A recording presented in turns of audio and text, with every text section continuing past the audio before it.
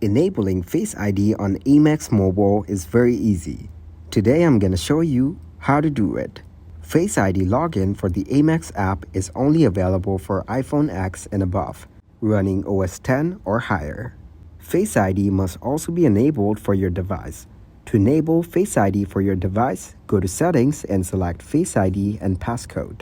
The Face ID and Passcode settings govern which apps and features can be accessed with Face ID. Important Apple features native to your device are grouped at the top. First, make sure Face ID is set up on your iPhone or iPad. Consult Apple's instructions about setting up Face ID on your device. And next, open Settings. Find Face ID and Passcode. You may need to enter your passcode to access these settings. Now find and select Other Apps. Note that the apps are listed alphabetically. In this example, the remote service app is called TC 2.0. Then scroll to find your version of the app and tap the slide switch to enable Face ID for use with remote services.